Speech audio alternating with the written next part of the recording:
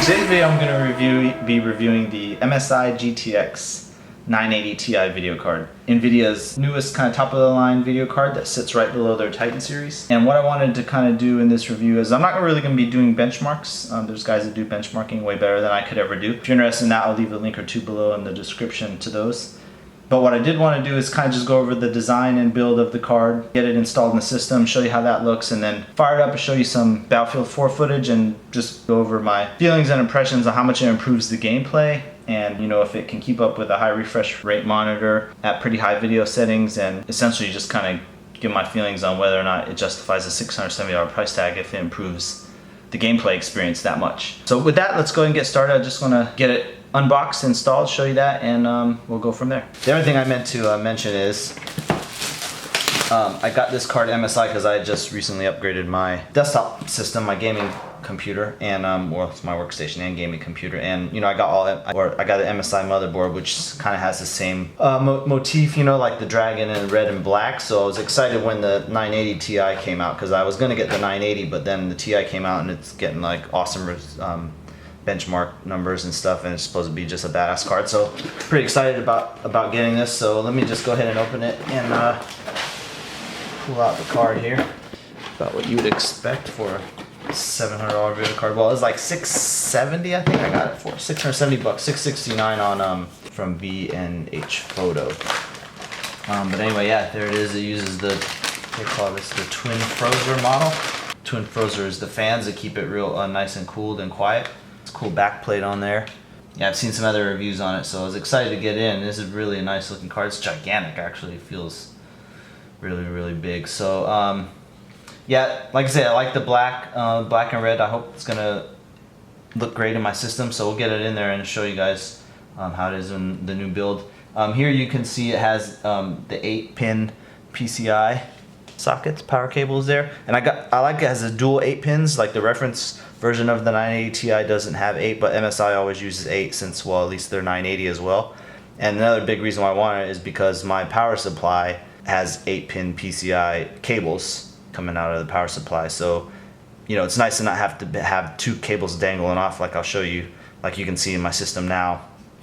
So you can see it's just kind of ugly when they dangle off, but here I'm gonna put, this way it will just clean up the cabling in my system. So just all little kind of aesthetic things, and then the performance hopefully is going to be awesome. You can see there it comes with the back plate, so you don't have all the exposed PCB components. So you can see the nice tube and the cooling design here, and then I believe the MSI logo kind of lights up white. So we'll see how that looks. Like I said, this is a really big card, man. I've never felt a card this big, but you know, I don't usually get the top of the line cards, so maybe most of them are like this. I know my buddy has a couple Titans, and they are actually, those are definitely huge cards. So the back has 4 ports on the back, 3 display port, 1 HDMI, and then the DVI at the top. Obviously I'll just be using only one monitor, so I'll just be using the display port. So here's just what my computer looks like inside. Now you can see I have the dual SLI 660 Ti. Is a very old card. I don't know, maybe 5 years old at this point, maybe 4 years. But anyway, been getting good performance out of them. It's cool because you know, when you upgrade cards, if you get pretty decent stuff, then you can always kind of resell it and recoup some of your money when it's time to upgrade. So that's always nice. Or you know, if you have extra machines you want to build or something like that, it's nice to have extra decent video cards laying around. And here's just a shot of, so you can see the difference in size between the two. You know, 660 Ti here, and you can see how much bigger the 980 is. And of course it's going to be bigger, right, because there's more electronics and stuff like that, and you need better cooling or whatever, but definitely a big difference. You know, this one had the back plate that I found because it was on top to kind of clean up the inside of the system. This is the 660 without it. But yeah, you can see just how big the size difference is. Here's another shot of it. Yeah, it's at least, I don't know, 20% bigger or so. Anyway, just wanted to give you a quick shot of that. So finally got the card installed here, and this is how it ends up looking. I think it looks really, really great with the MSI black and red motherboard and the whole overall black and red theme of the case. A couple things to mention is it took a little while. I obviously had to reroute the power cables here, so depending on your case it's going to vary. I'm going to show you the MSI logo light up when I turn it on with all the other components. But just one thing to note, this is an extra long card, so if you're going to be installing this in anything but like a mid-sized tower, you just want to keep that in mind. It's not going to probably work obviously for any kind of really small build, you know, but for me it extends past the hard drive cage, so definitely wouldn't be able to slip another one in the slot. And then a couple other little things is the SLI ports, I blocked it out with this little black rubber thing. It used to be red that covered those things up, and you know, I just kind of think the black looks a little bit better. You know, all the tabs come red, and if you remember in the back, the ports used to be red, but I swapped them out with black plugs just to kind of clean it up, murder it out. I think it looks a little bit better than the red. I think it came out looking really nice. I'm very happy with it, so definitely the nicest build I've ever made. It's not competition quality or anything, but you know, I'm super happy with it. So I'm going to turn the computer on just so we can get a quick shot of the MSI logo. You can see it lights up there. But anyways, that's probably enough about how it looks. I hope you guys like that part, but I'm going to go ahead and fire up the Battlefield and give you guys my impressions on the gaming experience. So I got it installed, and these are the settings I'm able to run it at after playing with all the different settings for a while and monitoring the frame rates, which you can see up here in the corner. You know, I like to, when I'm gaming, I maintain 144 frames per second, or that's my goal anyway. So if I have to sacrifice some of these settings not being at their highest, I'd rather have the frame rates be maxed than trade off frame rates for quality here. So I pretty much am able to set everything at ultra now. The two 660 Ti's I was only able to run medium and still only got into the 120, 130 frame rates. Except for effects and post-process quality, these seem to, you know, tax the card a little bit too hard when I set these to ultra. You know, well, this was just basically the combination that I found worked the best. And I'm not able to run, well, I can do anti-aliasing 2 times with changing a couple of these other things down to medium or high.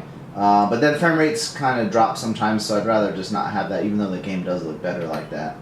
Yeah, so I just kind of want to demonstrate the difference. It's going to be kind of hard to see, sorry, because the glare and, you know, it's not going to be the full frame rates on YouTube, obviously, because of the compression. But, you know, I've just noticed everything is just a lot smoother compared to the 660 Ti's, that's for sure. And obviously the game looks noticeably better, and you're probably not going to be able to tell from the video, sorry, but you just have to take my word for it. But definitely is a step up in the game and the gameplay.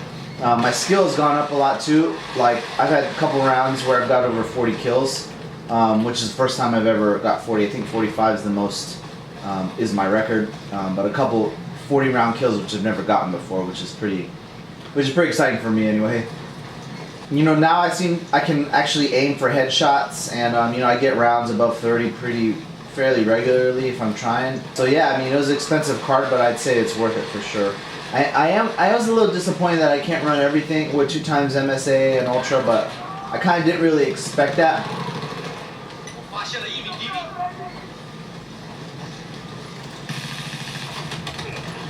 I kind of didn't really expect that just based on benchmarks and stuff that I've seen. But you know, I would have liked to at least be able to run 2 times anti-aliasing with this textures at ultra and mesh quality at ultra, which is what mesh quality controls how far away stuff is drawn. You know, so it just, you can see things further away. Yeah, I mean, for the most part, I'm definitely happy with it, and like I say, it really matches my system perfect. So, oh man.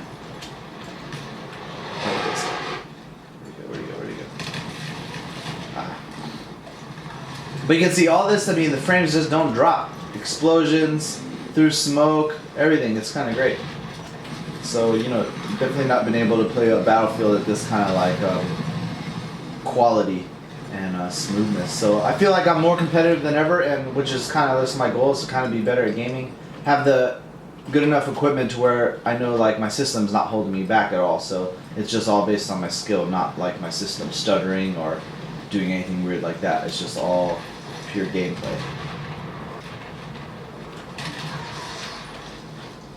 Pop that dude with a smoke.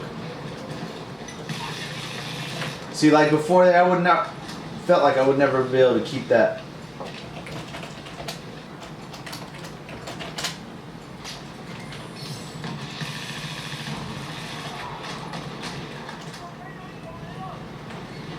So yeah, in these smaller kind of maps with not as many people, can pretty much dominate. You see, I'm already 5-1. I'm not saying I'm the greatest player at all, not even close, but I can definitely tell the difference in my skill level, you know, having this kind of good system. So I know it's kind of hard to see here during the day, not the best film quality to see this game, but I just wanted to kind of show here, after I got the card installed, I just wanted to show, if you look up at the corner, you'll see the frames per second. I just want to show how the 980 Ti is really giving me, or can give you, you know, max frame rates with this Asus ROG monitor, which is kind of nice because I mean having the frame rates never dip and having a card that doesn't really stutter like my old TIs, my old 660 Ti's, it really makes a huge difference in my ability anyway. Like, you know, I've probably played 20 rounds so far since I've got the card, and I've been consistently scoring near the top without having to be squad leader. So usually I can get near the top if I'm a squad leader, get extra points. I noticed a huge difference when I had got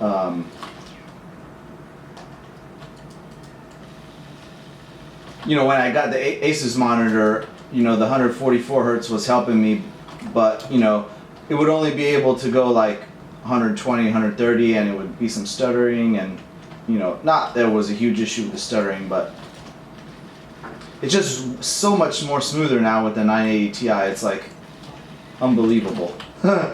And you know, before I was running at the medium settings, and you can see through all this, my frame rate is pretty much constant there.